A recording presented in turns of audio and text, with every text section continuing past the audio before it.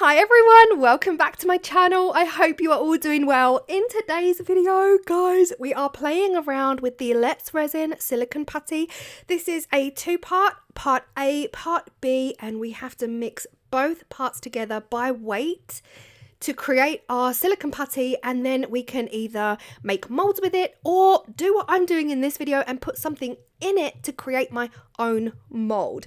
This is what it looks like. I said at the beginning it is part A, part B. One is blue, one is white, and you really just have to weigh out each item. So weigh out part A, weigh out part B, make sure they are exact, and then you just squish them together until they are fully one color. Make sure you've got no blue streaks and no white streaks left until they are fully one shade. That is the most important step here, so that it fully cures and it does the job. This video is fully sponsored by Let's Resin, so thank you so much to Let's Resin. Everything I'm going to be using in this video is from Let's Resin, and that includes the UK store. This silicone putty is available in the UK as well and across the board, so all of the stores are linked down below in the description box, as well as individual links to the products that I'm using in this video.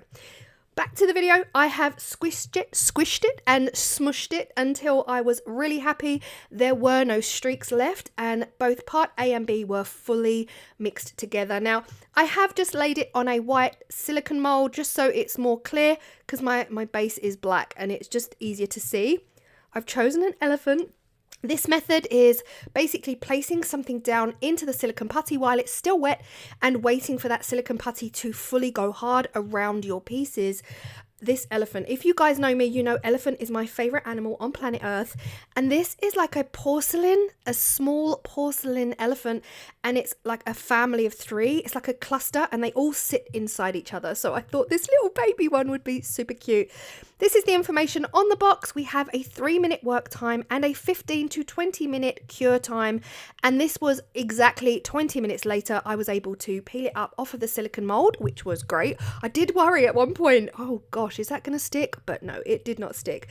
Demolding it, I was nervous because it has gone up and inside the elephant's legs, and I was really worried about ripping the silicone or just not being able to get my elephant out. I'm glad I didn't put it all the way into the silicone, because I think I probably would have got my elephant stuck and it wouldn't have worked.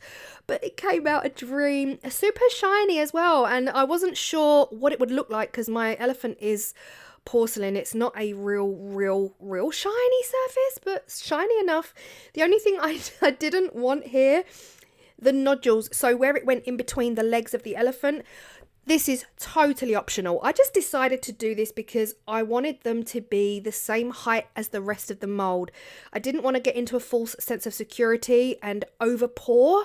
So I figured if I flatten out those areas, it would just visually help me not pour too much resin. And yeah, it's, again, individual choice whether you want to do that or not. I think I've got deep enough in there so that I can create either like a fridge magnet or a gorgeous keychain or something like that. The resin I am using for the first layer, we are multi-layering on this one. The resin I am using for the first layer is the Let's Resin 24-hour epoxy, real bubble-free, lovely to use. And yeah, I know it's going to work really well. But first, I do want to put in a little temporary tattoo. So just to make it a little bit pretty, didn't really mind where I was putting it. I just put it to one side, and it's a simple flower tattoo that is just gonna bring my little elephant keyring to life. I'm just cutting around the legs just to make sure that it fits in there, and once I've kind of got it where I want it, of course we saturate it. So temporary tattoos, they are designed for your body, your skin, and you treat them exactly the same way if you're using them in resin. Just saturate the back paper to easily slide it off the temporary tattoo, keeping your tattoo in place. Now, if you're putting your temporary tattoo directly into a mold like this, it will need a top coat afterwards, and we are going to do that as well in this video. Equally, if you demold and then put your temporary tattoo on, you will still need to top coat. The temporary tattoo does stay sticky in these two scenarios. The only other way of doing it is laying down a clear layer, putting your temporary tattoo, and then, you know, you've seen me do that as well. But this is what it's looking like. I think it's already really, really pretty. And we have been using a lot of neons lately, very 80s and 90s themed.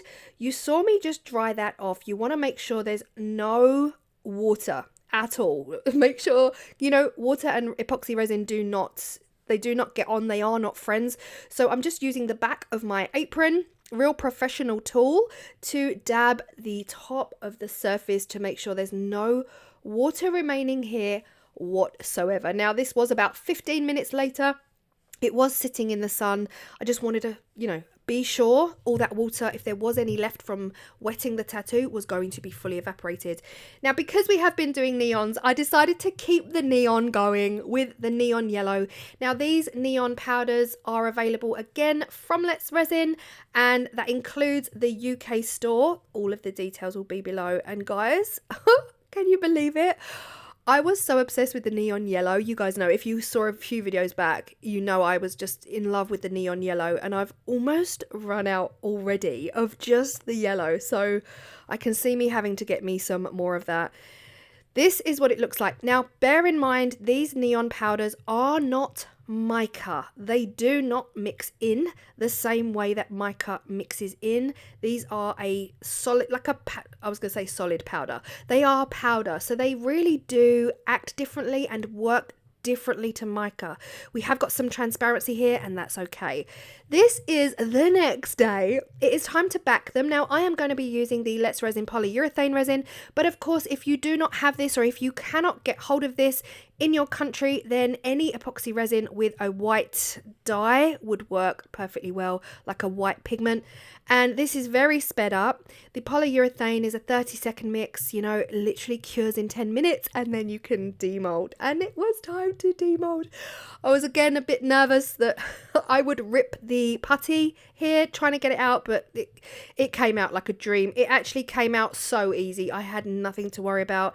How cute is this elephant, guys? I'm not gonna lie, I thought for 1 second that I had placed that tattoo in the most perfect position, and it looks like the elephant's ear. Doesn't it look like the elephant's ear? And then I realized that that was in fact the elephant's bottom. It was the back of the elephant.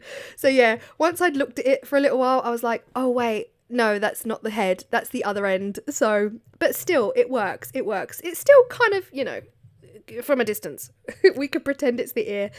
But yeah, it came out so nicely. I did over pour on the polyurethane, so I did end up having to trim that off, and now we're just finishing it off with a UV resin top coat. The reason we need to top coat this at this stage really is because of that temporary tattoo. There's nothing to stop me from scratching that clean off, so I am just simply doing a real easy rub coat with the UV resin. So again, using my gloved hand, I put some UV resin on there, which is from Let's Resin, using the Let's Resin UV light. I don't know how many times I can say Let's Resin in this video, guys. You've seen it, I don't need to say it. But yes, a rub coat is all I needed to do for this. The edges were really rounded, so there was no way I would be able to do a domed coat on this. I ended up doing 2 rub coats of the UV resin to fully seal that tattoo in, and I absolutely love this. It looks like a, what's the word? Like a chewy sweet. You know, are they gummies? I don't want to say a brand name just in case I get a little bit in trouble. But yeah, they look like a gummy, like a chewy sweet that's got that white milky background on it. Absolutely love it. The silicone putty was really straightforward, really simple and easy to use. So thank you so much to Let's Resin, guys. Thanks to Let's Resin for sending this over to me. I appreciate it. And again, this is a sponsored video, so all of the details will be down in the description box below to get your hands on this silicone putty and anything else I've used in this video. Don't forget, it's available in some of the stores. Not all stores have all of the products. I know that is a thing, but the details will be down below, and I will see you all in the next video. Bye.